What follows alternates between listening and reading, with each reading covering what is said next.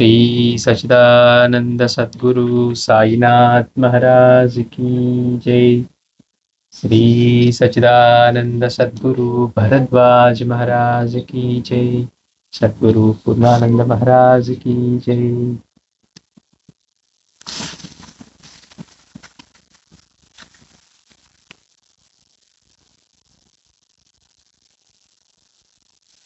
అంటున్నారు, నాపై నీ దృష్టి నిలుపు, నేను నీ పైన నా దృష్టి నిలుపుతాను అంటున్నారు.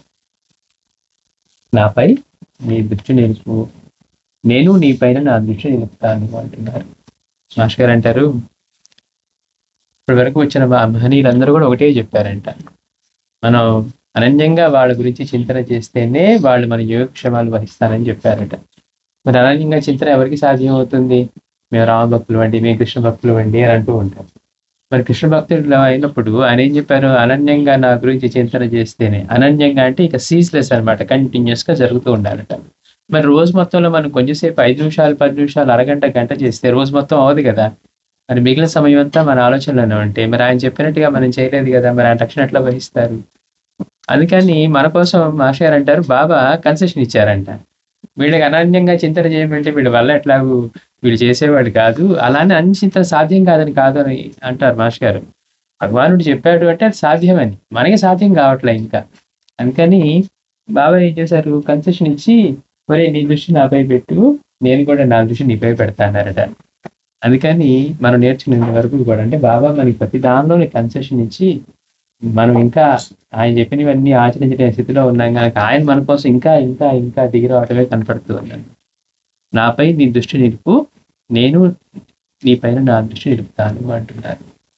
మనం అన్ని మనమే చేయాలి, మనకే చేతవుతాయి అని ఆలోచించుకుంటూ ఉన్నాం అనుకోండి, మనకి ఇబ్బందికరంగా ఉంటుంది. బాబా ఆ దృష్టి ఏదో బాబా మీద పెడితే ఆయనే మన పైన దృష్టి పెడతాను అంటున్నారు. గురువును సంపూర్ణంగా అంటే అన్నింటికీ అన్ని కాలాల్లోనూ పరిస్థితులలోనూ నమ్ముకో, అదే అసలైన సాధన. మనందరికీ సాధన అంటే మంత్రం చేయడమో ఇంకో చేయడమో లేకపోతే ఇలా ఇలా ఉంది. కానీ బాబాయ్ చెప్తున్నాడు, గురువుని సంపూర్ణంగా అంటే అన్నింటికి అన్ని కాలాల్లోనూ అన్ని పరిస్థితుల్లోనూ ఆయనే నమ్ముకో, అదే అసలైన సాధన. అసలు నిరంతరం గురువుని గుర్తుపెట్టుకోవడమే అన్నిటికంటే ఉత్తమమైన సాధన. నువ్వు నిశ్చలంగా కూర్చో, అవసరమైందంతా నేనే చేస్తాను అంటున్నారు బాబా.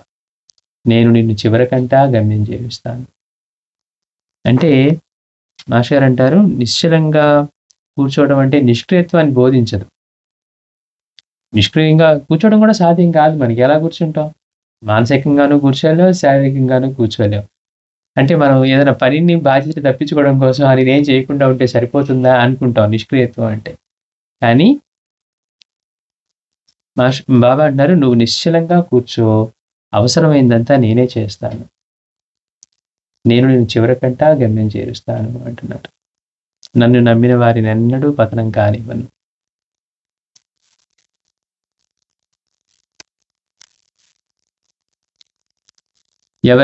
ఎవరైనా నన్నే ధ్యానించి నా నామాన్నే స్మరించి నా లీలను గానం చేసి వారే నేనుగా మారిపోతారో వారి కర్మ నశిస్తుంది. మామూలుగా కర్మక్షాళం జరగడం అనేది మామూలుగా ఉండదు. ఆ వ్రతం చేసుకుంటే పోతుందా, ఈ వ్రతం చేసుకుంటే పోతుందా అంటే పుణ్యం సమకూరుతుంది, మనం ఎవరిని పూజించే వాళ్ళ అనుగ్రహం కలుగుతుంది, కానీ కర్మ మాత్రం క్షాళన ఒకటి ఉండదు. ఒక్క గురువు వల్లే అది సాధ్యం అవుతుంది.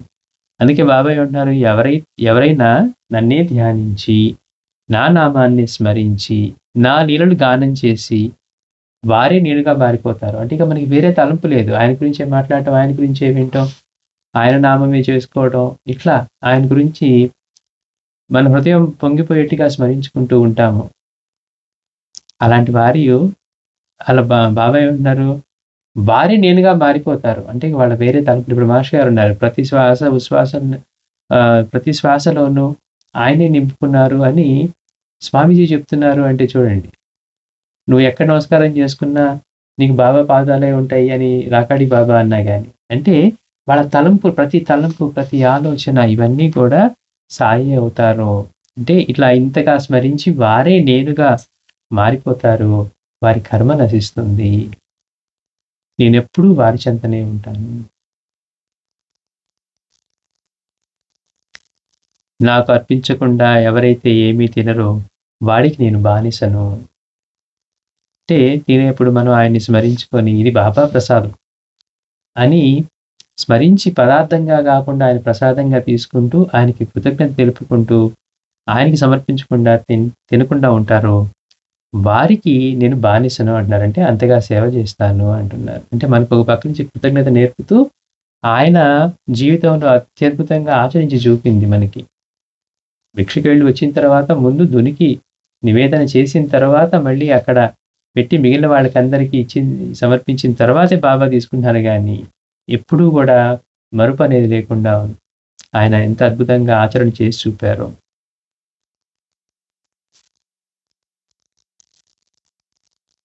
నా భక్తుని ఇంట్లో అన్న వస్త్రాలనేమీ ఉండదు. నా బిడ్డలను పస్తెలా ఉండనిస్తాను?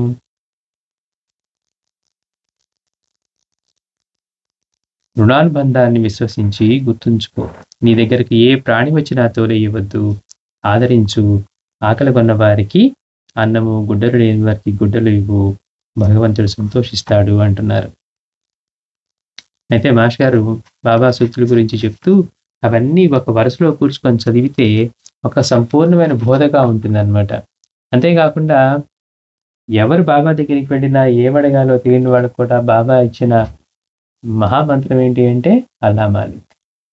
భగవంతుడే యజమాని. ఇది గుర్తుపెట్టుకోవటమే. మనం ప్రతిసారి మనమే ప్లాన్ చేసుకుందాం, మనమే చేద్దాం. ఇక్కడ మనం మర్చిపోతూ ఉంటాం. మనలో ప్రతి ఒక్కటి ఆయన దయ వల్లే నిర్వహించబడుతూ ఉంది. మనం నిర్వహించుకోవట్లేదు ఏది. నేను అది చేస్తానంటే, ఇది చేస్తానంటాం గానీ, మనం గుర్తింపులో కూడా లేకుండా శ్వాస జరిగిపోతా ఉంది. అమ్మో! బ్రీతింగ్ మనం చేయాలంటే ఇంత కష్టమా అనిపిస్తుంది. అసలు బ్రీతింగ్ తీసుకోవడమే పనిగా పెట్టుకుంటే, ఇంక వేరే పని చేయడానికి ఏముండదట మనకి. ఎట్లా ఆపితే ఏమైనా అయిపోతామేమో ఆ భయంతోటే ఉంటాం. రాత్రి నిద్ర కూడా పోం. ఇప్పుడేముంది హాయిగా నిద్రపోతున్నాం. భగవంతుడు ఆయన నడిపిస్తున్నాడు. నడిచిన పొద్దున్న లేచి మళ్ళీ అంతా నేనే ఇలా చేశానంటాం. చూడండి ఎంత గమ్మత్తో. అందుకని మాస్టర్ గారు అంటారు ఈ ఆధ్యాత్మికత అంతా కూడా జీవన కళ అంటున్నారు. సాయిబాబా బోధలు జీవిత కళ. బాబా యొక్క జీవిత విధానాన్ని జాగ్రత్తగా పరిశీలిస్తే లభించేంతటి విలువైన జీవిత సూత్రాలను ఆయన సూక్తులను ఎంత వివరించుకున్నా పొందలేం. ఇప్పుడు సూక్తులుగా మనం చెప్పుకున్నాం. ఇవన్నీ కూడా మనకి పాయింటర్స్ లాగాను ఎంతో భావంతో కూడిన దాన్ని మన కోసం సింపుల్‌గా బాబా ఒక లైన్‌లో చెప్పినట్టుగా ఉంటుంది. గుర్తుపెట్టుకోవడానికి ప్రయత్నిస్తాం. కానీ మాస్టర్ ఏమంటున్నారు? కానీ బాబా యొక్క జీవిత విధానాన్ని మనం మళ్ళీ చెప్పుకుంటూ ఉన్నాం. బాబా చెప్పిన ప్రతి సూక్తిని ఆయన ఎంత అత్యద్భుతంగా ఆచరణలో చేసి చూపారో. మనం ఏం చేస్తాం ఎవరికైనా పిల్లలకి చెప్పేటప్పుడు ఎందుకు మన పిల్లలు మన మాట సరిగ్గా వినవంటే మన ఆచరణలో లేనివని చెప్తాం. బాగా చదువుకో, మనం చదవలేదు. బాగా బుద్ధిగా ఉండు, మనం ఉండలేదు. ఏది చెప్పినా గానీ మనది ఎందుకు ప్రభావం ఉండదు అంటే ఆచరణలో లేకుండా మనం చెప్తూ ఉంటాం. అందుకని వాళ్ళకి ఎక్కదు. ఇప్పుడు మనం పిల్లల్ని మీరు ఫోను చూడొద్దు, ల్యాప్‌టాప్ చూడొద్దు అన్నాం అనుకోండి. వాడు ఫస్ట్ ఏమంటాడు మీరు చూస్తున్నారుగా అంటాడు. మనం చూడకుండా వాడు నిజంగా చెప్తే వాడు అంటానికి కూడా అవకాశం లేదు. అందుకని మనకి అప్పుడు మోరల్‌గా కూడా ఇంకా ఏదో పవర్ ఉన్నట్టు ఉంటుంది. అంటే మనం ఆచరణలో ఉందని. అందుకని మహాత్ములు చెప్పేవి ఆయన సాయినాథుని యొక్క ఆచరణలో అంటే ప్రతి ఒక్క చిన్న విషయం బాబా పలికింది ఎంత అత్యద్భుతంగా ఆయన ఆచరణలో చూపించారు. పైగా చూపించడం కోసం చూపించారా అంటే అది సహజంగా ఆయన ఆచరిస్తూ ఉన్నది. అంటే ఏదైనా కానీ ఆయనలో ఎంతో అద్భుతంగా సమన్వయం అవుతుంది. అదే మాస్టర్ గారు అంటున్నారు. బాబా యొక్క జీవిత విధానాన్ని జాగ్రత్తగా పరిశీలిస్తే లభించేంతటి విలువైన జీవిత సూత్రాలను ఆయన సూక్తులను ఎంత వివరించుకున్నా కానీ పొందలేం. నిరంతరం చింతన చేస్తూ ఉండమంటే బాబా మనకి చెప్తారు. మహాసాపది అధ్యాయంలో మనం చెప్పుకున్నాం. మహాసాపది నిద్రపోనీయకుండా నీ చెయ్యి నా హృదయం మీద పెట్టి గమనిస్తూ ఉండు. నేను దైవనామస్మరణ చేస్తూ ఉంటాను. అది ఆగిపోతే గనక నాకు తెలియజేయి. అంటే ఏంటి? అది ఆగింది లేదు, ఈయనకి తెలియజేసింది లేదట. అంటే మనకిప్పుడు చెప్తున్నారు నిరంతరం చింతన చేయమని, గుర్తుపెట్టుకోమని. ఆయన ఎంతగా చేస్తూ ఉన్నారో మనకి తెలుస్తూ ఉంది. ఎంతటి వైద్య గ్రంథాలైనా కానీ వాటిని పులిసట పట్టిన ప్రతిభావంతుడైన వైద్యుడితో సాటి కావు గదా! బాగా ఎక్స్‌పీరియన్స్ ఉన్న డాక్టర్ తోటి ఏ గ్రంథమైనా అంటే ఆయన చదువుకున్న గ్రంథమే అయ్యుండొచ్చు. ఆయనతో సాటి కాదది. ఎందుకని? అందులో ఉంటుంది. ఇది అనుభవంతో ఉంటుంది. అందుకని బుక్లో ఇట్లా చెప్పిందని అన్నదానికి ఇస్తామా? ఆ ప్రాక్టీస్‌లో ఉన్న డాక్టర్‌కి ఇస్తామంటే ప్రాక్టీస్‌లో ఉన్న వాళ్ళకే ఇస్తాం. ఎందుకని అనుభవంలో చూసున్నవాడు కనుక, ఆచరణలో ఉన్నవాడు కనుక. అందుకని ఆయన చెప్పిన సూత్రాలను పాటిస్తే ఎటువంటి ఉత్తమ దశ కలుగుతుందనడానికి ఆయనే సాక్షి, రుజువు. బాబా చెప్పినట్టుగా కనుక ఎందుకని అన్నీ ఆచరణలో ఉన్నాయి గదా! నిన్నెవరైనా ఏమన్నా అంటే వాళ్ళతో ఆహ్, గొడవ పడి వాళ్ళని తిట్టొద్దని చెప్తున్నారు. నువ్వంతగా తట్టుకోలేకపోతే పక్కకు వెళ్ళిపో అంటున్నారు. అంతటి మహనీయుడిని ఎవరొచ్చి ఎన్ని మాటలన్నా, ఈయన పిచ్చి ఫకీరన్నా, ఈయన ఆహ్, ఎన్ని రకాలుగా అవమానం చేసినా, ఆయన్ని గౌరవించినా, రెండిటి పట్ల ఆయన సమభావంతో ఉన్నారు. మాస్టర్ గారంటారు, అవసరమైతే ఆయనే అన్ని చోట్ల నుంచి తిరుగుతూ వచ్చి షిరిడీలో కూర్చున్నారట. అంటే ఎవరు ఎంతమంది బాధ పెట్టినా ముందు అవతారాలతో పోల్చుకొని సైతం సాయినాథుడి దగ్గరికొచ్చేసరికి ఎవరు ఏం మాట్లాడినా కానీ ఆయన అంటున్నట్టుగానే తీసుకోలేదు. అంటే మొన్న మనం చెప్పుకున్నట్టు మాస్టర్ గారు వివరించినట్లు భగవంతుడు ఎలా సృజిస్తే అలా ఉండాలి అన్నదానికి అంటే పరిపూర్ణుడిగా ఆయన ఈ చైతన్యమే ఈ దేహానికి, మనసుకి పరిమితం కాదు అన్న స్ఫురణతోటే మన దేహం అనుకుని మన ఆలోచనలే మనం అనుకుంటే ఏ మాట అన్నా గాని మనలే అంటాం. నేను ఇది అయిదే గదా! నేను చైతన్య స్వరూపాన్ని. అలాగే జీవించారు. భగవంతుడు ఎలా ఉంచితే అలా ఉండాలి అంటే, ఎలా సృష్టించారో అంటే ఎలా పూర్తిగా చైతన్య స్వరూపిగా సృష్టించారో అలానే ఉన్నారు బాబా. అంటే ఆచరణలో ఎన్ని వచ్చినా కానీ అందుకే అంటారు కర్మవశాన ఎన్ని వచ్చినా కానీ. బాబా దగ్గర మొదట ఉన్నదానికి, చివరి దానికి ఆయన దగ్గరికి ఒక సంస్థానం ఏర్పడి ఎన్ని వస్తూ ఉన్నా కానీ ఆయన నిత్యం మొదట్లో ఆయన ఎలా ఉన్నారో భిక్షకు వెళ్ళటం దగ్గర నుంచి ఉదయం ఆయన స్నానం చేసేది కానివ్వండి, లేకపోతే ప్రార్థన చేసేది కానివ్వండి, ఏది కూడా మార్పు లేకుండా మనమైతే ఏం చేస్తాం గ్రాడ్యుయల్‌గా మన కన్వీనియన్స్ పెరిగే కొద్దీ మన లైఫ్ స్టైల్‌ని మార్చుకుంటూ వస్తాం. నిత్య క్రమం ఎప్పుడూ మార్చకూడదని బాబా ఎవరికి చెప్పారో అలాంటివన్నీ మళ్ళీ ఆయన ఆచరణలో ఉన్నాయి. రోజు వెళ్లి మందిరాల్లో అభిషేకం చేసి వచ్చేవాడు. మందిరం ఇంకా తెరిచలేదని చెప్పి బాబా దగ్గరికొస్తే లేదు లేదు ఇప్పుడు అక్కడికి వెళ్ళిరా. నిత్య క్రమాన్ని ఎప్పుడు మార్చకూడదన్నారు. ఆయన ఎంత అద్భుతంగా పాటిస్తూ ఉన్నారో ఆ నిత్య క్రమం కూడా. ఆయన ప్రకటమైన రోజు నుంచి మళ్ళీ సమాధి అయ్యేంత వరకు జీవన మార్గంలో గాని, విధానంలో గాని ఏ మాత్రం మార్పు లేకుండా ఎన్ని వస్తూ ఉన్నా, ఎన్ని అక్కడికి రాకపోయినా ఆయన మాత్రం అలాంటి నిరాడంబరమైన, పవిత్రమైన, దివ్యమైన జీవితాన్నే గడుపుతూ ఉన్నారే తప్పించి ఇప్పుడు నాకు కంఫర్ట్ వచ్చేసింది, కన్వీనియన్స్ వచ్చాయి. ఆ రోజంటే నేను చెట్టు కింద కూర్చున్నాను, రాయి మీద కూర్చున్నాను ఇలా కాదు. ఎన్ని వచ్చినా, ఎన్ని రాకపోయినా గాని ఆయన అలానే ఉన్నారనమాట. అంటే చూడండి వీటన్నిటికి అంటే కూడా ఉత్తమమైన స్థితిలో భగవంతుడు ఎలా సృష్టించాడో, ఎలా ఉంచాడో అలానే ఉన్నారు బాబా. అంటే అన్నీ కూడా ఆయనలో అంత అద్భుతంగా సమన్వయం అవుతాయి. అందుకు మహర్షి గారు అంటున్నారు, మనం ఎన్ని సూక్తులు చదువుకున్నా ఆయన జీవన విధానాన్ని మనం కనుక గమనిస్తే దొరికేంతటి విలువైన జీవిత సూత్రాలు బాబా సూక్తుల్ని మనం ఎంత వివరించుకున్నా పరిమితంగానే ఉంటాయి. అంటే అలాంటి ఆ కంప్లీషన్‌ని ఇవ్వలేవు అంటున్నారు. పైగా ఆయన చెప్పే సూత్రాలన్నీ ఇప్పుడు మనం ఏమనుకుంటున్నాం, బాబా మీకే మీరు చెబుతారు. ఎవరు తిట్టినా కామ్‌గా ఉండమంటున్నారు. మనం అలా ఉండలేం. బాబా ఎందుకు చెప్తున్నారు మనకి? మన శ్రేయస్సు కోసం చెప్తున్నారు. రుణానుబంధాలను గుర్తుపెట్టుకో అని చెప్తున్నారు. అయ్యో! మేము ఉండలేకపోతున్నాం బాబా ఎందుకని? అంటే మనం ఏది ప్రధానం అనుకుంటున్నాము? బాబా చెప్పింది నా శ్రేయస్సుకి నేనిలా ఉంటే నేను ఇలాంటి వాటి నుంచి బయటపడతాను. ఆయన అనుగ్రహాన్ని పొందుతాను. నేను చెప్పినట్టుగా ఉన్నారు. మన స్వామీజీ చేతిలో కూడా చెప్పుకుంటాం. ఒక భక్తురాలతో ఆవిడకున్న క్వెషన్‌లు అయన్నీ చెప్పిన తర్వాత స్వామీజీ చెప్పారు. "నువ్వు ఇలా ఉండు, ఇలా ఉండు. ఇలాంటి నియమాలుంటే ఇలాంటప్పుడు ఇలాంటి భోజనం చేయి. నువ్వు చేసేటప్పుడు ఎలా ఉండాలి." తర్వాత ఏం చెప్పారు స్వామి? నేను చెప్పినట్టుగా చేస్తూ ఉంది అని అనుగ్రహించారు. అంటే మనం ఎలా ఉండాలో చెప్తున్నారు. అది గుర్తుపెట్టుకొని మనం చేసే ప్రతి పని ఆయన అనుగ్రహాన్ని దగ్గరికి తీసుకువెళ్ళేదిగా ఉందా? మనం బాబా ఇచ్చే ఆనందం ముందు ఇంకేదైనా సరిపోతుందా? అసలు ఆయన ఒక అనుభవం ఇస్తే మనం ఎన్ని కోట్లు గడించినా గానీ ఆ అనుభవంతో సమానం అవుతుందా? మరి దేనికోసం మనం ఆరాటపడాలి? అని మనం గుర్తుపెట్టుకోవాలన్నమాట. అందుకని మాస్టర్ గారు అంటున్నారు, ఈ చెప్పే సూత్రాలన్నీ పాటిస్తే ఏమవుతుంది అంటే ఆయనలాంటి స్థితి కలుగుతుంది. అవి పాటిస్తే ఎందుకని ఆచరణలో ఉన్నాయి. ఎలాంటి స్థితిలో ఉన్నారు ఆయన? అంటే ఎలాంటి ఉత్తమ దశ కలుగుతుందన్న దానికి ఆయనే సాక్షి, రుజువు. మాస్టర్ గారు కాబట్టి బాబా గురించి చెబుతున్నారు. వాటన్నిటిని అంత పరిపూర్ణంగా ఆయన ఆచరించి మళ్ళీ మనకి మాస్టర్ గారు ఈ చెప్పిన వాటన్నిటికి ఆయన ప్రత్యక్ష నిదర్శనం. బాబా చెప్పినట్టుగా జీవిస్తే ఎలా అవుతుంది అంటే, ఎవరైతే నా గురించే స్మరించి నేనుగా మారిపోతారో అన్నారు. అలానే మారిపోయిన స్వరూపం. అందుకని మాస్టర్ గారి దగ్గరికి వెళ్తే ఆయన దగ్గర బాబా దర్శనం అయ్యేది.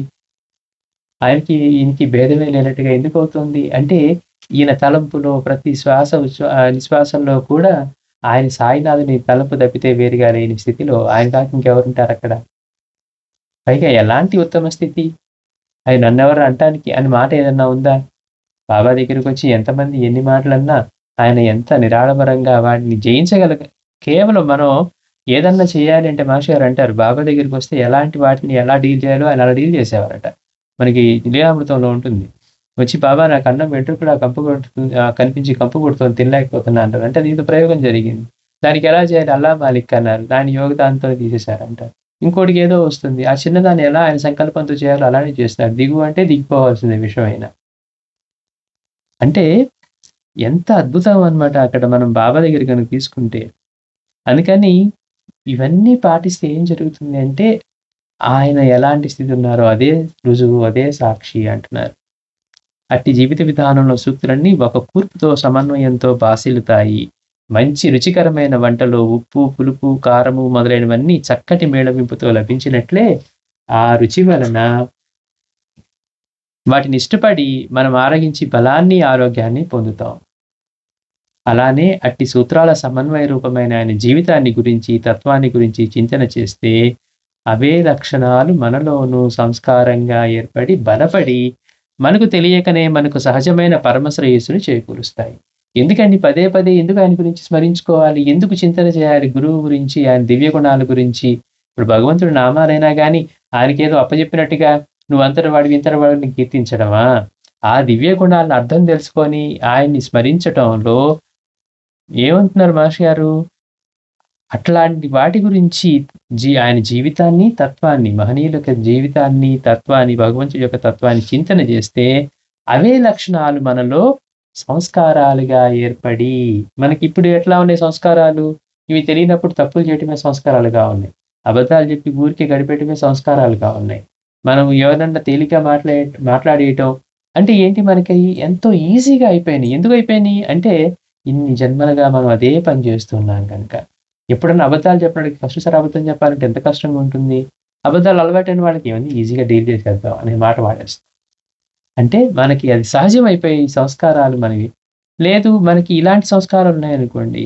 అవి ఏమంటున్నారు మాస్టర్ గారు ఎప్పుడు మనం గురువు గురించి మనం ఆయన చరిత్ర గురించి పారాయణ చేస్తూ బాబా యొక్క తత్వాన్ని తెలుసుకుంటూ ఆయన ప్రేమని, ఆయన సర్వజ్ఞత్వాన్ని, ఆయన కరుణ ఎంత స్వరూపమో.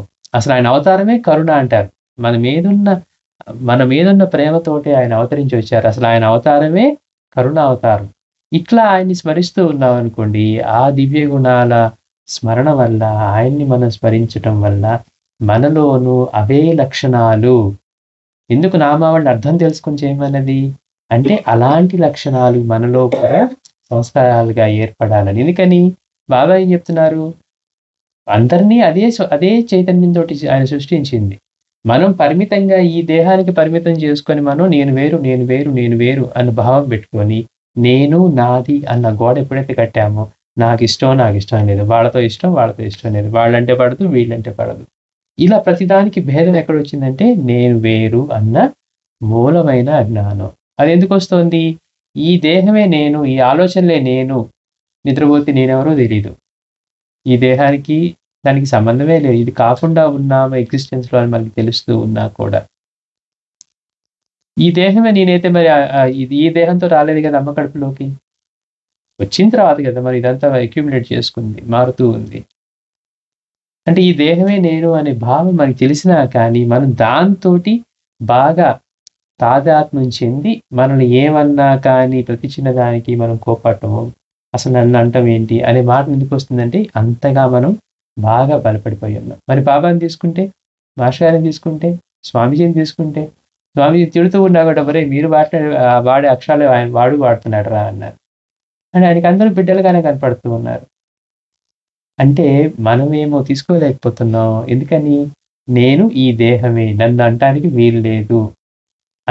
అనే బలమైన అజ్ఞానంలో మనం రూటెడ్‌గా ఉన్నాం. వాడంటేది నన్ను కాదు అని మనం తేలికగా తీసుకున్నాం అనుకోండి ఫర్ ఎగ్జాంపుల్. ఇప్పుడు మన పిల్లలు మనల్ని అంటే ఏం చేస్తాం?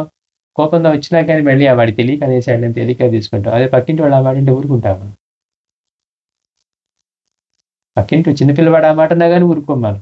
మన పిల్లలైతే సరేలే వాడికి తెలీదు. అంటే ఏంటి? మన అన్న దగ్గర నా అన్నంత వరకు ఇంక్లూడ్ చేసుకున్నంత వరకు, మన దానిలో ఇంక్లూడ్ చేసినంత వరకు నా వాళ్ళు అన్నంత వరకు మనం దాన్ని భరిస్తాం. నా వాళ్ళు కాదు, నాది కాదు అనగానే మనం భరించలేకపోతున్నాం. ఎందుకంటే మనం ఆ గోడను అంత గట్టిగా పెట్టుకున్నాం అంటున్నారు. కనుక మనం ఎందుకు బాబా యొక్క దాని గురించి చింతన చేయాలి? మహాత్ముల గురించి ఎందుకు చింతన చేయాలి? వాళ్ళ ప్రేమతత్వం, వాళ్ళ కరుణ, వాళ్ళ జీవన విధానం, వాళ్ళ ఆనంద స్వరూపం, వీటి గురించి చింతన చేస్తూ ఉంటే అవే లక్షణాలు మనలో కూడా సంస్కారాలుగా ఏర్పడి బలపడి, ఏమండి మనం చదివాం కదండి చరిత్ర, ఎన్నిసార్లు అదే చదువుతాం. ఏమండి మనం రోజు భోజనం చేస్తున్నాం కదా, మళ్ళీ ఎన్నిసార్లు చేస్తామని మనం అంటామా? అది మనకు అవసరం అనుకుంటున్నాం, అది లేకపోతే ఉండలేము అనుకుంటున్నాం. కానీ మానసికంగా ఏది అవసరం మనం గుర్తించకపోవటం వల్ల మొన్నే చదివానండి మళ్ళీ చదవాలంటారా, ఇంకోటి చదువుతాం అనిపిస్తుంది. అంటే అది ఇందుకోసం చేస్తూ ఉన్నాం. ఇలా చరిత్ర పారాయణ చేయటం వల్ల ఆయన దివ్య గుణాలని మనం స్మరించటం వల్ల మన హృదయంలో వాటి గురించి చింతన చేస్తూ, ఆహా బాబా ఎంత అద్భుతంగా చేశారు, స్వామి ఎంత అద్భుతంగా చేశారని ఆనందపడే అది ఆ లక్షణాలు మనలో కూడా అవి సహజమై సంస్కారాలుగా ఏర్పడతాయి కనుక అంటున్నారు మాస్టర్ గారు. మనకి తెలియకనే వాటి గురించి చేస్తూ ఉంటే మనకి తెలియకనే మనకు సహజమైన పరమశ్రేయస్సును చేకూరుస్తాయి. అందుకు చేయాలి పారాయణ. సాయి యొక్క ప్రధాన దృక్పథం అల్లా మాలిక్ అన్న ఆర్యోక్తిలో ప్రకటమవుతుంది. బాబా జీవిత విధానం అంతా కూడా ఆయన యొక్క దృక్పథం ఎలా ఉండేది జీవితం పట్ల, జీవన విధానం పట్ల అంటే మాస్టర్ ఒకటే అంటున్నారు, ఒక్క ఆర్యోక్తిలో అల్లా మాలిక్ అన్న దానిలోనే ప్రకటమవుతుంది. అదే మహామంత్రం. భగవంతుడే యజమాని. సృష్టిలో ప్రతిదీ కూడా ప్రకృతి శక్తి వలన ఏర్పడిందే. మనం నాది అని అనుకుంటున్న ఈ శరీరం కూడా అట్లా ఏర్పడిందే. పోనీ ఇది మా అమ్మ ఇచ్చింది అనుకుందామంటే, అమ్మ నాన్న ఇచ్చారు అనుకుందంటే, వాళ్ళు కూడా అట్లా ఏర్పడిన వాళ్ళే. అంటే ఈ సృష్టిలో ప్రతిదీ కూడా ఇది నాది నాది నాది అనుకుంటున్నాం. కానీ ఇవన్నీ కూడా ఈ సృష్టిలో ప్రకృతి శక్తుల వలన ఏర్పడిందే. అవి నడిపించినట్లే ప్రకృతి సూత్రాలను అనుసరించి ప్రవర్తిల్లేవి. అది నడిపించినట్టు నడవాల్సిందే. కానీ మనం అనుకుంటున్నాం కదా, నేను భగవంతుడిని నమ్మనండి, నమ్మకపోతే ఏమవుతుంది? ఊరికే నమ్మననే పదం వాడుతున్నాం కానీ ఆయన గీసిన గీతలోనే జీవనం గడపాల్సిందే కదా. నేను ఎప్పటికీ ఉండిపోతానండి అలా లేదు కదా. లేదు నేను అనుకున్నట్టుగా నేను 12 అడుగులు పెరుగుతానండి అనలేం కదా. చూడండి ఎంత సిస్టమాటిక్గా భగవంతుడు ఎలా నిర్దేశించి ఈ యొక్క ఏర్పరిచాడో. ఎప్పటి వరకు గ్రోత్ ఉండాలి ఎలా తెలుస్తుంది? నిలువుగా పెరుగుతున్నాడు, అడ్డంగా పెరగట్లేదు. ఇప్పుడు కొన్ని జీవులు అడ్డంగా పెరుగుతాయి, కొన్ని నిలువుగా పెరుగుతాయి. మళ్ళీ కొంతవరకే వీడు జీవించినంత కాలం పెరుగుతూ ఉన్నాడు అనుకోండి. ఫర్ ఎగ్జాంపుల్, ఎంత ఇంటెలిజెన్స్ పెడితే వాడు ఇక్కడ దాకా వచ్చాక ఆగిపోతుంది. ఒక్కొక్క అవయవం లోపల పెరిగింది అనుకోండి, ఏమైపోతుంది పరిస్థితి? చిన్నపిల్లలుగా పుట్టినప్పుడు అసలు కొన్ని అవయవాలు ఉండవు, తర్వాత ఏర్పడుతూ ఉంటాయి. క్రమంగా 2 ఏళ్ళు 3 వచ్చరికి అవన్నీ పెద్దపోతూ ఉంటాయి. అవి కనుక బియాండ్ వాటికి చెప్పినట్టుగా సృష్టికి పెట్టినట్టుగా కాకుండా పెరిగాయి అనుకోండి, ఏమవుతుంది? ఇవన్నీ మనం తెలుసుకోకుండా మేము భగవంతుడిని నమ్మమండి. ఏదన్నా ఒక్కదాన్ని ఉల్లంఘించగలవా? మాస్టర్ గారు అంటారు, నువ్వు నమ్మినా నమ్మకపోయినా ఆయన సృష్టిలో విధించినట్టుగా ఉండాల్సిందే కానీ దాన్ని ఉల్లంఘించడానికి ఎక్కడ అవకాశం ఉంది మనకి? కానీ అజ్ఞానంతో మనం అలాంటి మాటలు మాట్లాడుతూ ఉంటాం. భగవంతుడిని నమ్మను. మాస్టర్ గారు అంటారు, చైతన్యం లేదని వాదించేది కూడా చైతన్యమే అంటారు. ఈ మొత్తం చైతన్యం ఉండబట్టే కదా నేను నమ్ముతాను, నమ్మలేను. చైతన్యం లేదనుకోండి, ఆ కుర్చీలాగా దీనిలాగా ఇలా కూర్చొని ఉంటాం. అంటే చైతన్యం లేదని వాదించేది కూడా చైతన్యమే అని. ఎంత అద్భుతంగా ఉంటుందో మాస్టర్ గారు చెప్పేది. అట్లా బాబా యొక్క ప్రధానమైన దృక్పథం అంతా కూడా అల్లా మాలిక్ అన్న దానిలో. అందుకే మన ఖాళీగా ఉన్నప్పుడు ఒక నిమిషం బాబా ఎందుకు అల్లా మాలిక్ అనేవారు ఊరికి అట్లా గుర్తెచ్చుకుని అనుకోండి, అదొక పాయింటర్. మనకి ఆయన జీవిత విధానం అంతా గుర్తు చేసే పాయింటర్ ఏంటంటే అల్లా మాలిక్. ఈ సంఘటన పట్ల బాబా ఎలా ఉన్నారు? అల్లా మాలిక్. అంటే ఆయన ఎలా ప్రతి దానిలోనూ దాన్ని ఎంత అద్భుతంగా ఆయన దృక్పథంలో అది ప్రకటమైంది. ఎక్కడన్నా నాది అని కానీ ఎక్కడన్నా అన్నారా? కనుక సృష్టిలో ప్రతిదీ కూడా ప్రకృతి శక్తుల వల్ల ఏర్పడిందే. అవి నడిపించినట్లే ప్రకృతి సూత్రాలను అనుసరించి ప్రవర్తిల్లేవే.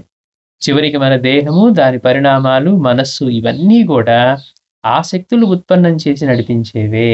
మాస్టర్ గారు అంటున్నారు, మన ప్రకృతి అనగానే ఏం చేస్తాం, మనం బయటికి చూస్తాం, మనల్ని వదిలేసుకొని బయట చూస్తాం. అంతటా ఎలక్ట్రాన్, ప్రోటాన్, న్యూట్రాన్ ఈ మూడిటితో కలిపి ఆ కాంబినేషన్ తోటే ఈ ఎనర్జీ అంతా, మ్యాటర్ అంతా ఉందంటామట. కానీ అదే వాటితోటి మనం అంటే నాలో కూడా ఉన్నాయి ఎలక్ట్రాన్, ఏదో మిగిలిన వస్తువుల్లో ఉన్నాయి అనుకున్నాం అంటాం. కానీ ప్రతి ఒక్క దానిలోనూ వాటితోటే ఉంది అని చెప్పినప్పుడు మనం బయటికి ఏం చేస్తున్నామంటే మనల్ని వదిలేసుకొని బయట చూస్తూ ఉంటాం. ధర్మం గురించి చెప్పినా, సూక్తుల ఆచరణ గురించి చెప్పినా, ధర్మాచరణ చెప్పినా మనల్ని వదిలేసి పక్కన వాళ్ళు చేయలేదనే చూస్తూ ఉంటాం. బాబా ఇలా చెప్పారు కదా, వీళ్ళేంటి ఇలా చేస్తారంట, మనం ఎలా చేస్తున్నాం అనే మాట మాట్లాడు. అంటే మనకి ఎంతసేపటికి బయటికి చూడటమే అలవాటైపోయింది. అందుకని ఇవన్నీ ప్రకృతి శక్తులు అన్నట్టు, ఓహో ఇవన్నీ ప్రకృతి అనుకుంటున్నామే కానీ మళ్ళీ నన్ను మనం కలుపుకోవట్లేదు. అందుకని మళ్ళీ మాస్టర్ గారు గుర్తు చేస్తున్నారు, చివరికి మన దేహము, దాని పరిణామాలు, ఇప్పుడు మనం చెప్పుకున్నాం కదా, పరిణామాలు ఎంత పెరగాలి, ఏనుగుకి ఎంత పెరగాలో ఉంది, మన దేహానికి ఎంత పెరగాలో ఉంది, ఒక లోపల ఉండే అవయవాలు ఎంత పెరగాలో ఉంది. అంటే ఇవన్నీ కూడా ఆ శక్తులు ఉత్పన్నం చేసి నడిపించేవే. అంటే మరి మనం అవి నడిపించినట్లే నడుచుకుంటున్నామా, వాటిని ఉల్లంఘించి ఏమైనా చేయగలమా? ఇవండి పిచ్చండి, వాళ్ళు ఇంతగా అడ్వాన్స్మెంట్ ఉన్న సైన్స్ ఇంతగా అడ్వాన్స్ అయితే మనం ఇంకా దేవుడు అది ఇదని మాట్లాడటం ఏంటి?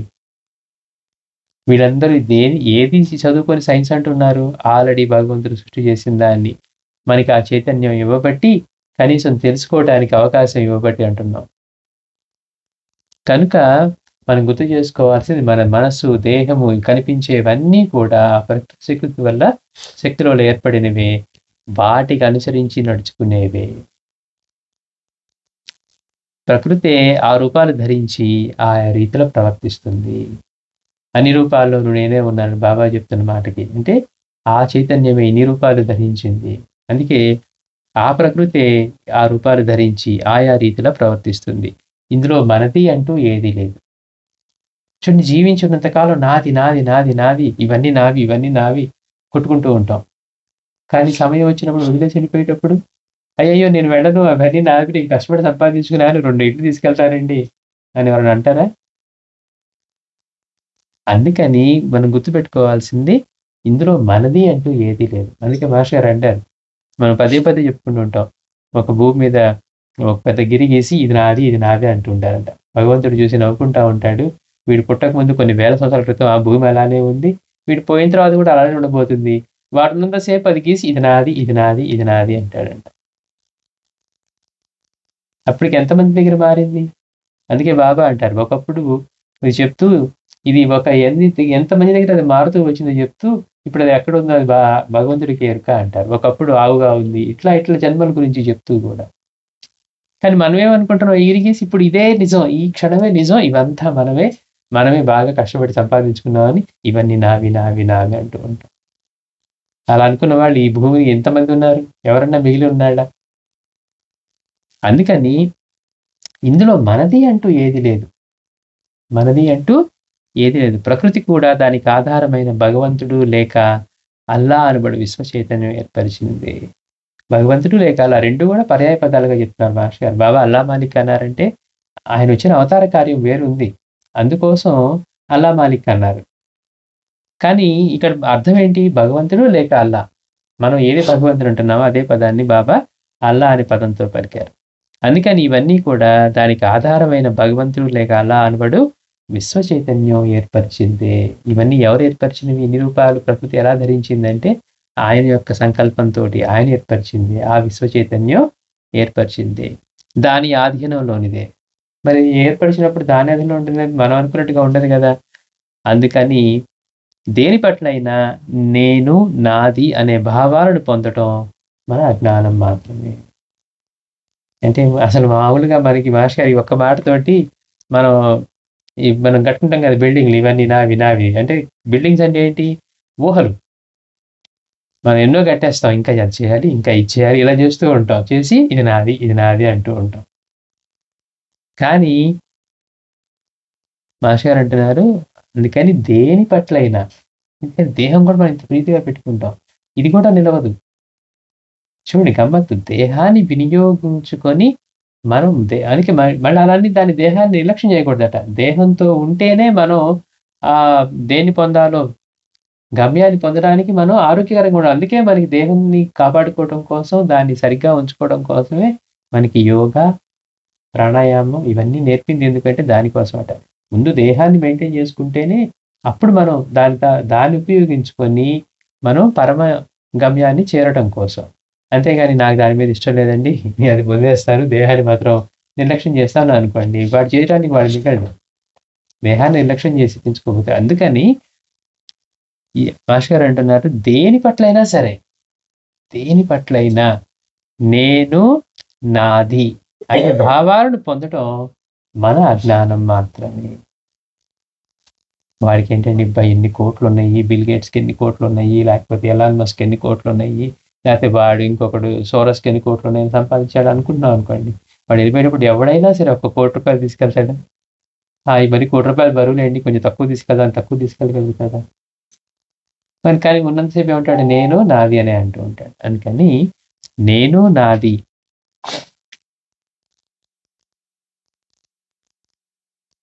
కనుక దేని పట్లైనా, దేని పట్లైనా, దేహం పట్లైనా, మనస్సు పట్లైనా అందుకే ఏమంటారు? చేసే సాధనలో గూడా నేను ఈ శరీరం కాదు, ఈ మనసు కాదు. నేను కేవలం చైతన్య స్వరూపాన్ని అని ధ్యానంలో నేర్పేటప్పుడు కూడా నేను దేహాన్ని గాదు, ఈ మనసు చేస్తున్న ఆలోచనలు కూడా ఈ ఆలోచనలు కూడా నావి కాదు. నేను కేవలం చైతన్య స్వరూపాన్నే అని ధ్యానం చేస్తారు. అంటే మనం సహజంగా ఈ దేహం నేను, నేను అని గట్టిగా మనలో పడిపోయింది కనుక అది కాదు అని చేయాల్సి వస్తుంది. అంటే ఏది నిజమో దాన్ని మనం బలవంతంగా తెచ్చుకోవాల్సి వస్తుందనమాట. అంటే అజ్ఞానం సహజమైపోయి కనపడతా ఉంది మనకి. అందుకని మాస్టర్ ఒకటే మాట చెప్తున్నారు. దేని పట్లైనా నేను, నాది అనే భావాలను పొందటం మన అజ్ఞానం మాత్రమే. అజ్ఞానం ప్రకృతి సిద్ధమే గదా! అని అనడానికి సరికాదు. ఏవండీ అందరూ అలానే ఉన్నారు కానీ నేనొక్కడిని ఎక్సెప్షన్ కాదు గదా! పోనీ నేను అన్నానంటే సరే మీరు నన్ను అంటూ ఉన్నారు. మిగిలిన వాళ్ళందరూ ఏమైనా వేరుగా ఉన్నారా? మరి అందరితో పాటే మనము గదా! సహజంగానే ఉంది గదా! అనటానికి అవకాశం లేదు. అందుకని మాస్టర్ గారు ఏమన్నారు? అజ్ఞానం ప్రకృతి సిద్ధమేదే కదా! అని అనడం సరికాదు. ఎందుకని అంటే అజ్ఞానం వల్ల మనిషి నేను, నాది అనే అహంకార, మమకారాది భావాలకు లోనై రాగద్వేష, అసూయ భయాలను పొంది తనకు, ఇతరులకు ఎంతో దుఃఖాన్ని కలిగించుకుంటాడు. ఏమవుతుంది మనం అలా ఉండకపోతే? అంటే మాస్టర్ సింపుల్‌గా ఒక్క మాటలో చెప్తున్నారు. అజ్ఞానం అనేది ప్రకృతి సిద్ధమే కదా! అనడం సరికాదట. అజ్ఞానం గనుక ఉంటే, అజ్ఞానం వల్ల మనిషి ఏం సాధిస్తున్నాడంటే, నేను, నాది అనే అహంకార, మమకారాది భావాలకు లోనై ఎప్పుడైతే నేను, నాది అని మనం బలంగా దానికి లోనయ్యామో, రాగ, ద్వేష, అసూయ భయాలను పొంది తనకు, ఇతరులకు ఎంతో దుఃఖాన్ని కలిగించుకుంటాడు. తనకి, తన వల్ల ఇతరులకి. అంటే కేవలం నేను, నాది అని ఏర్పరచుకోవటం వల్ల మనలో ఆ అజ్ఞానం బలపడితే, దాని వల్ల ఎప్పుడైతే నేను వేరు, నేను వేరు, ఇది నాది అని పడుతుందో, అప్పుడు మనలో అహంకార, మమకారాది భావాలు బలమై రాగద్వేషాలకి అసూయ, భయాలను అసూయ పొందుతారు, భయం గూడా. అమ్మో! రేపు ఎలా ఉండబోతోందో. పొంది తనకు, ఇతరులకు ఎంతో దుఃఖాన్ని కలిగించుకుంటాడు. దుఃఖాన్ని పలు రీతులా చూస్తాడు. దుఃఖాన్ని కలిగించుకుంటాడు. ఆ దుఃఖాన్ని చూస్తాడు. అతడు అతడి అజ్ఞాని కనుక అతడి యత్నాలు దుఃఖనాశాన్ని ప్రసాదించే బదులు వ్యక్తిగత, సామాజిక దుఃఖాన్ని పెంచుతాయి. ఇప్పుడు అజ్ఞానంలో ఉన్నవాడు జ్ఞానంతో ఎలా చేయగలుగుతాడు? వాడు ఏ పని చేసినా గాని అజ్ఞానపూరితంగానే ఉంది. అందుకని అజ్ఞానంతో ఉన్నవాడు ఇవి తొలగించుకోవాలని ప్రయత్నిస్తే ఏమవుతుంది? వాడు చేసే పనులు మళ్ళీ మళ్ళీ వాటిలోకే తీసుకెళ్తాయి తప్పించి, వాడిని దుఃఖం నుంచి బయటపడేయవనమాట. అందుకే మాస్టర్ అంటారు, అతడు అజ్ఞాని కనుక అతడి యత్నాలు, వాడు చేసే ప్రయత్నాలన్నీ కూడా దుఃఖనాశాన్ని ప్రసాదించే బదులు అంటే దుఃఖాన్ని తొలగించుకునే బదులు వ్యక్తిగత, సామాజిక దుఃఖాన్ని పెంచుతాయి. వాటి నుండి తనను తాను రక్షించుకోలేక బుద్ధుడిలాగా నిర్దిష్టమైన యోచన కన్నా మానవుడు ఉపక్రమిస్తాడు. అంటే ఎప్పుడైనా సమస్య చోటు దాని నుంచి బయటపడాలి అని చెప్పి మనం ఆలోచనలు చేస్తాం. ఇప్పుడు బుద్ధుడికి వీళ్ళందరికీ మాస్టర్ గారికి వీళ్ళందరికీ ఎలా వచ్చింది ఆలోచన? ఏంటి ఈ కాలాన్ని జయించటం లేదా? అందరూ పుట్టిన వాళ్ళందరూ చనిపోవాల్సిందేనా? అని మాస్టర్ గారికి ఎట్లా అనిపించిందో చూడండి. తను చూసేంత వరకు మాస్టర్ గారికి తనకి ప్రియమైనటువంటి వాళ్ళ అన్నయ్య గారు చిన్న బాబు 2 సంవత్సరాల బాబు వెళ్ళిపోయేంత వరకు గూడా మాస్టర్ గారికి అలాంటి ఆలోచన రాలా. అసలు ఈ మరణాన్ని జయించిన వాళ్ళే లేరా అనే ఆలోచన. మన పుట్టిన ప్రతివాడు వెళ్ళిపోవలసిందేనా? అంటే దుఃఖాన్ని తొలగించుకోవడం కోసమే కదా ఇప్పుడు దుఃఖం కలిగింది. అంత ప్రియపాత్రుడైనటువంటి చిన్న బిడ్డ అలా విడిపోయేసరికి మనసానికి అలాంటి ఆలోచన, దుఃఖం కలిగాయి కనుక దాన్ని అతిక్రమించడానికి ఆయన యోచన అలా చేశారు. అందుకనే మహర్షి గారు అంటున్నారు, ఎప్పుడైతే ఈ దుఃఖాన్ని పెంచాయో వాటి నుండి తనను తాను రక్షించుకోలేక బుధుడిలాగా నిర్దిష్టమైన యోచన కన్నా మానవుడు ఉపక్రమిస్తాడు. సాయి కూడా ముగ్గురు స్నేహితులతో చర్చించి అడవులలో దుఃఖ నాశనోపాయాన్ని అన్వేషిస్తూ బయలుదేరారు. బాబా మరి తన గురుసేవ వృత్తాంతం చెప్తూ, గురువు ఎలా లభించారో చెప్తారు. ఒకసారి నలుగురం కలిసి వెళ్తూ ఉన్నామని. అంటే బాబా మరి ముగ్గురితో కలిసి ఒక్కొక్కళ్ళు ఒక్కొక్క సాధన మార్గం చెప్పారు. ఒక్క బాబా మాత్రం ఇవన్నీ కాదు, తనువు మనసు ధనాన్ని ఈ మూడింటిని గురువుకి అర్పించి ఆయన చెప్పినట్లుగా చేయటమే దీని అన్నిటికంటే ఉత్తమమైన సాధనలు. మిగిలిన వాళ్ళేమో ఇదంతా అనిత్యం, ఇది మాత్రమే సత్యం, దాన్ని గుర్తించి చేయాలి అంటూ ఉన్నారు. అంటే ఒక్కొక్కడు ఒక్క రకంగా చెప్తూ ఉన్నారు. కానీ ఎందుకు వీళ్ళందరూ బయలుదేరింది దేనికోసం? దుఃఖాన్ని తొలగించుకోవడం కోసమే, దుఃఖాన్ని అతిక్రమించడం కోసమే వీళ్ళందరూ కూడా అలా బయలుదేరి వెళ్ళింది. అందుకని మహర్షి గారు అంటున్నారు, బాబా కూడా మిగిలిన ముగ్గురు స్నేహితులతో చర్చించి అడవులలో దుఃఖ నాశోపాయాన్ని అన్వేషిస్తూ బయలుదేరారు. తమ అన్వేషణలో తృప్తి చెందక అంతకుముందు అన్వేషించిన వారి సహకారాన్ని కోరతారు.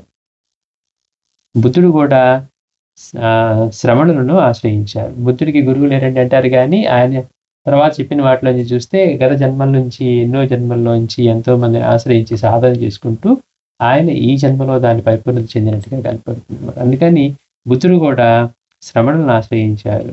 వారి తర్ఫీదులో కొంత బుద్ధి కుశలతను, యోచనా పటిమను, కాలహరణం ఎక్కువ లేకుండా పొంది దాని సహాయంతో యోచన చేసి జీవిత లక్ష్యాన్ని నిర్ధారణ చేసుకొని దానికి మార్గాన్ని ఏర్పరచుకొని దీక్షతో ఆచరించి సఫలుడయ్యాడు. ఎందుకంటే ఆశ్రయించటం, ఇప్పుడు మనం ఏదన్నా ఒక జాబ్కి ప్రిపేర్ అవ్వాలన్నా, లేకపోతే మనం ఏదైనా చేయాలంటే మనం ఏం చేస్తాం? లేకపోతే ఒక కోర్సు ఎవరన్నా ఒక సార్లు చేస్తూ ఉంటే ఆల్రెడీ ఆ ఫీల్డ్‌లో ఎవరున్నారో వాళ్ళు మీరు ఎలా చేశారు? మీరు ఎలా నేర్చుకున్నారు? నాకు పాయింటర్స్ ఇవ్వండి, నేను లింక్స్ ఇవ్వండి, నేను డైరెక్షన్ ఇవ్వండి అని అడుగుతాం. ఎందుకు? వాళ్ళు ఆల్రెడీ అది చేసి దాన్ని పొందారు కనుక మనం కూడా దాన్ని తేలికవుతుందని. అంతేగాని మీరవి చేశారంటే నేను కొత్తగా కనిపెడతాను, నేను బైనరీ కోడ్ నుంచి మొదలు పెడతాను, కొత్త సాఫ్ట్‌వేర్ నేర్చుకోవాలంటే అన్నాం అనుకోండి, మనం బైనరీ కోడ్ దగ్గరే ఉంటాం. అంటే ఆల్రెడీ దాన్ని సాధన చేసి ఆ పొందిన వారిని ఆశ్రయించి మనం త్వరితంగా దీన్ని చేసుకోవడం కోసం ప్రయత్నిస్తాము అంటున్నారు. అందుకని అలా దాని ముందు కాలహరణ ఎక్కువ లేకుండా, అయ్యో సమయం అయిపోతుంది, మనకిచ్చిన సమయంలో దీన్ని పొందాలి, ఆ తృప్తిగా ఆనందంగా అసలు నా నిజతత్వం ఏంటో తెలుసుకొని ఆనందంగా జీవించాలి, దుఃఖ స్పర్శే లేకుండా, భయం అనే స్పర్శే లేకుండా, ఇది నాది నేను అనే భావమే లేకుండా వీటన్నిటిని అధిగమించి విశ్వం అంతా ఏ చైతన్య స్వరూపమైతే ఉందో అదే తనలో ఉందని జీవించటం, అది ఆనంద స్థితి. అలాంటి దానికోసం కాలాన్ని వ్యర్థం చేయకుండా జీవిత లక్ష్యాన్ని నిర్దేశించుకొని, మన లక్ష్యం అనేది నిర్దేశించుకోవాలి. లేకపోతే ఏమవుతుంది? ఏదో 10 కోట్లు సంపాదించి వెళ్ళిపోదాం అనుకుని వెళ్ళిపోతారు 10 కోట్లు సంపాదించుకొని. ఈ జీవితాన్ని మనం సార్థకత చేసుకోవాలి. మనకున్న బాధ్యతలను నిర్వర్తించుకుంటూ మన జీవితాన్ని ఎట్లా సార్థకత చేసుకోవాలి. అన్ని జీవుల్లాగే జీవించేసి వెళ్ళిపోయామనుకోండి, మనకిచ్చిన జీవితానికి విలువ మనం ఏమిచ్చినట్టు? ఇంతటి మానవ జన్మ లభించాక మానవ జన్మ దుర్లభం అని చెప్పిన తర్వాత మనం ఏం పొందాం ఈ జన్మలో? మిగిలిన వాళ్ళలాగే మనం కూడా పెరిగాం, పెద్దయ్యాం, ఏదో కష్టపడి సంపాదించుకున్నాం, పిల్లల్ని పెళ్లి చేసుకున్నాం, పిల్లల్ని కన్నాం, వాళ్ళని చూసుకున్నాం, వెళ్ళిపోయాం, అయిపోయింది. మీరు మిగిలిన వాళ్ళకి మనం ఏం సార్థకత చేసుకున్నట్టు? మళ్ళీ మానవ జన్మ లభించే పనులన్నా చేసుకున్నామా? అంటే అందుకని మనం లక్ష్యాన్ని నిర్దేశించుకోవాలి. మనం ఇందాక చదువుకున్న ప్రార్థన గనుక రోజు చేస్తూ ఉంటే ఇది ఎంత అసత్యమో, ప్రతి ఒక్క విషయం మనకి ఏం గుర్తు చేయాలో అవి గుర్తు చేస్తూ ఉంటాయి. అంటే జీవితం క్షణభంగురం అనే విషయాన్ని గుర్తు చేసుకొని జీవితం యొక్క తత్వాన్ని తెలుసుకొని ఉన్నారనుకోండి, ప్రతి దానిలో మనం పడే వ్యామోహాలు, మొన్న మాస్టర్ గారు వివరించినట్లు మనలో ఎందుకు ఇది మోహాలు కలుగుతాయి అంటే మనలో ఉండే ఆశ, ఇవన్నీ కూడా ఈ కారణం ఏంటి అంటే మనకి అటువంటి ఆలోచన లేకపోవటం, వీటి వల్ల మనకి కలుగుతాయి. అందుకని జీవిత కాలాన్ని వేస్ట్ చేసుకోకుండా మన లక్ష్యాన్ని నిర్ధారణ చేసుకొని దానికి మార్గాన్ని ఏర్పరచుకునే దీక్షతో ఆచరించి సఫలుడయ్యాడు. సాయి అదృష్టాన్ని అనుసరించి సిద్ధుడైన గురువు లభించి గమ్యాన్ని చేర్చాడు. బాబాకి ఆయన మిత్రుడికి గురువు దొరికినా గాని వాళ్ళు అహంకరించి గురుతత్వాన్ని గుర్తించకుండా గురు స్వరూపాన్ని, గురువు అంటే ఏదో అనుకున్నారు. కానీ ఆయనలో కనపడుతున్న తృప్తి, శాంతి, ప్రేమల్ని మాత్రం గుర్తించే స్థితిలో వాళ్ళు లేరు. ఎందుకంటే అహంకారంలో ఉన్నారు. కానీ బాబా మాత్రమే వాటిని గుర్తించి అసమానంగా ఆయన అసలు ఏ కారణం లేకుండా నిష్కారణంగా వాళ్ళ పట్ల చూపిస్తున్న ప్రేమను గుర్తించారు ముందు. అసలు అన్వేషణలో మొదలుపెట్టి అలాంటి భగవంతుడి అనుగ్రహంతో లభించే దాన్ని వదిలేసి వెళ్ళకూడదని ఆయన చెప్పినట్టుగా స్వీకరించి తర్వాత ఆయన తెలుసుకొని గురువుని ఆయన ఆశ్రయించగలిగారు. అందుకని అంటారు ఇప్పుడు మన అదృష్టం కూడా ఏంటి, మనకి మాస్టర్ గారు లాంటి మహనీయుడు మనకి ఇక్కడ దొరికి ఆయన ఎంతో సాధన చేసి ఎన్నో అన్వేషణ చేసి ఆయన పూర్ణత్వాన్ని పొంది ఆ పూర్ణత్వాన్ని మనం తేలిగ్గా పొందడానికి మనకు తేలికైన మార్గాన్ని ఇచ్చారు. మరి మీరు వెళ్ళి అడవుల్లో కూర్చొని తపస్సు చేస్తే కానీ మీకు రాదని చెప్పాలా, లేకపోతే మీరు వెళ్ళి ఇంకేదో చేయాలి దేశ సేవ చేస్తూ ఇదంతా మీకున్నవన్నీ వదిలేసుకొని వెళ్తే కానీ చెప్పాలా. మీరు ఎలా చేసుకోవటానికి పైగా సాధనాన్ని కూడా ఏర్పరిచారు. ఇంతకంటే తేలికైన సాధన మనకి దొరికే అవకాశమే లేదు. ఇంట్లో కూర్చొని సమయాన్ని ఆయన చరిత్ర పారాయణకి చేస్తూ చింతన చేస్తూ ఇట్లా మనం సామూహికంగా సత్సంగాలు చేసుకుంటూ మనస్సుని నిలుపుతూ జీవిత లక్ష్యాన్ని, గమ్యాన్ని తెలుసుకొని మనం దృష్టి అంతా ఆయన మీద పెట్టి ఇది ఉత్తమమైన పద్ధతి. అలా చేసుకుంటూ మనకి మళ్ళీ కొత్తగా ఏంటండి జీవితం అంటే ఏంటండి? మనకి ఒక క్వెషన్ కూడా రాదు మనకి. ఆ క్వెషన్‌కి ఆన్సర్ ఆయనే చెప్తూ మనకి అన్నీ అందించి ఇలా ఇచ్చారు. ఇచ్చిన తర్వాత మళ్ళీ మనం లేదండి అసలు మాస్టర్ గారు చెప్పింది కరెక్టేనా అని మనం ఆలోచన చేస్తూ ఉన్నాం అనుకోండి. అప్పుడు ఏమవుతుంది, మన జీవితకాలం క్వెషన్‌లు ఏర్పరచుకోవడం సరిపోతుంది. ఆల్రెడీ మన కోసం ఒక రాజమార్గాన్ని ఆయన అందిస్తే మళ్ళీ దానిలో కూడా ఇందులో ఏ రాళ్ళు వాడారని దగ్గర ఉన్నాం అనుకోండి. అంటే ఇక్కడ ఎందుకు చెప్తున్నానంటే ఆ మాట కాలహరణం ఎక్కువ లేకుండా పొందటానికి పొంది దాని సహాయంతో యోచన చేసి జీవిత లక్ష్యాన్ని నిర్ధారణ చేసుకొని దానికి మార్గాన్ని ఏర్పరచుకొని దీక్షతో ఆచరించి సఫలుడయ్యాడు బుద్ధుడు వీళ్ళందరూ. ఇప్పుడు మాస్టర్ గారి దగ్గరికి వస్తే ఆయన ఎంత తిరిగారు, ఎంతమంది ఎంత ఆయన స్వయంగా అంటే వేరే వాళ్ళ దగ్గర నుంచి వాళ్ళ ఇంప్రెషన్ కానీ ఇంపాక్ట్ కానీ ఆయన మీద ఉండకూడదు. ఏదైనా మన మనసును కూడా ఆలోచన స్థాయిని అంతగా తీసుకువెళ్ళాలని ఆయన ఎంతటి తర్ఫీదును పొంది ఆయన అంతటి ఆచరణలో ఉండి అంత చేయగలిగారు. జీవితంలో మిగిలినవన్నీ ఆయనకి లెక్కలో లేవు.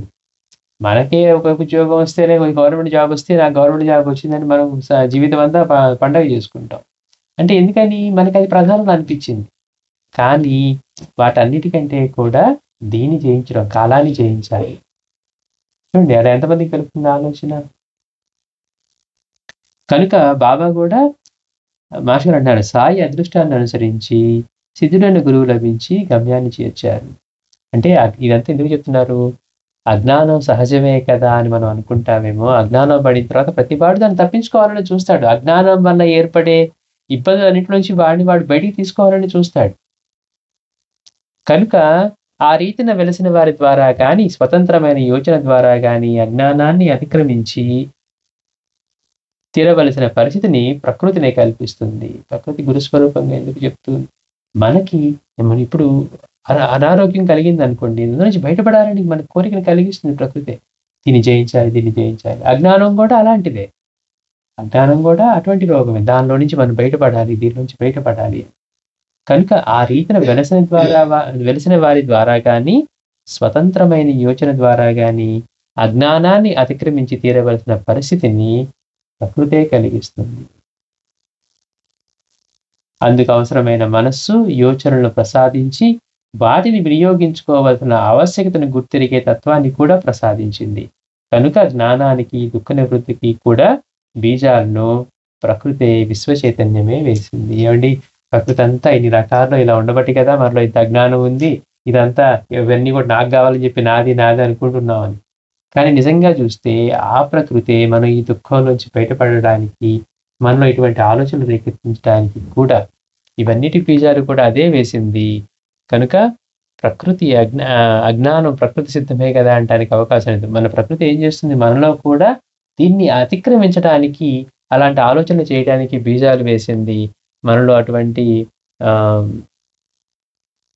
దాన్ని దాన్ని పొందిన వారి ద్వారా కానీ లేకపోతే స్వతంత్ర యోచనతో కానీ అజ్ఞానాన్ని అతిక్రమించి తీరవలసినటువంటి పరిస్థితిని అదే కల్పిస్తూ ఉంది.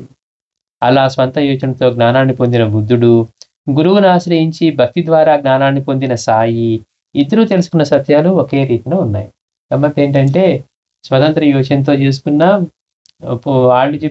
ఆయన చెప్పింది అలానే ఉంది. పరిపూర్ణుడైన ఒక గురువుని ఆశ్రయించి తెలుసుకున్నటువంటి ఈయన చెప్పింది కూడా, సాయి చెప్పింది కూడా రెండు ఒకే సత్యాలుగా ఉన్నాయి. ఏంటంటే అవంటే నేను నాది అనే అహంకార మమకారాలు అట్టి అజ్ఞానజనితమైన ప్రలోభాలు దుఃఖానికి కారణమని. దుఃఖం అనే దానికి కారణం ఏంటి? నేను నాది అనే అహంకార మమకారాలు అట్టి అజ్ఞానజనితమైన ప్రలోభాలు దుఃఖానికి కారణమని, అవి అసత్యమని, కనుక అసత్యాన్ని గుర్తించకపోవడమే దుఃఖానికి కారణమని దానినే అల్లా మాలిక్ అని బాబా నిరంతరం స్మరించారు. ఎందుకు బాబా అల్లా మాలిక్ అని నిరంతరం స్మరించారు అంటే, ఆయన ఏదో వేషధారణ వస్త్రధారణ అలా ఉందని కాదు. అలా అనటంలో అర్థం ఏంటి? ఇదంతా కూడా భగవంతుడు లేక అల్లా అనబడే విశ్వచైతన్యం చేత ప్రకృతి ఆయన చేత నిర్దించబడినట్లుగా ప్రకృతి ఎలా ఉందో దాన్ని అనుసరించే జరుగుతుంది. ఇందులో మనదంటూ ఏది లేదు. నేను నాది అనేది కేవలం అజ్ఞానం మాత్రమే. ఎవరైనా సరే ఇది నాది నేను అనే భావాలను పొందడం మన అజ్ఞానం మాత్రమే అంటున్నారు. అందుకని నేను నాది అనేటువంటి అహంకార మమకారాలు అట్టి అజ్ఞాన జనితమైన ప్రలోభాలు దుఃఖానికి కారణమని. దుఃఖానికి ఏంటి కారణం అంటే నేను నాది అనేవి వాటి వల్ల కలిగినటువంటి ప్రలోభాలు. అవి సత్యమని అసత్యమని, కనుక అసత్యాన్ని గుర్తించకపోవడమే దుఃఖానికి దుఃఖ కారణమని దాన్నే అల్లా మాలిక్ అని బాబా నిరంతరం స్మరించారు. ఆయన పరిపూర్ణులయ్యాక కూడా మనం గుర్తించి తెలుసుకోగలందుకు ఉచ్చరించేవారు. అదేంటండి మరి అంటే సాధనా దిశలో ఉన్నప్పుడు అహంకారం దీని నుంచి బయటపడాలి కనుక అల్లా మాలిక్ అని ఆయన గుర్తు చేసుకుంటుంటే అర్థం ఉంది. ఆయన పరిపూర్ణుడు అయ్యాక కూడా ఎందుకు చేశారు అంటే మాస్టర్ గారు అంటున్నారు, ఆయన పరిపూర్ణుడయ్యాక కూడా మనం గుర్తించి తెలుసుకోగలందరికీ. అదేంటి పరిపూర్ణుడైన బాబా కూడా ఇలా అంటూ ఉన్నారు, ఎవరు చదివినా ఏమడకపోయినా కానీ బాబా ఎందుకు చెప్తూ ఉన్నారు అల్లా మాలిక్ మహామంత్రులు ఎందుకు ఇస్తూ ఉన్నారు అంటే మనం గుర్తించి తెలుసుకోగలందుకు ఉచ్చరించేవారు. ఈ గుర్తింపు మనం ఎంతగా నేను నాది అనే అజ్ఞాన భావాలను ఛేదించుకుంటామో అంత మేరకు దుఃఖ అజ్ఞానాల నుండి మనం విడిపడతాం. నేను నాది అనే భావాలను ఎంతగా ఛేదించుకుంటామో దుఃఖం నుంచి అజ్ఞానం నుంచి అంతగా బయటపడతాం అంటారు మాస్టర్.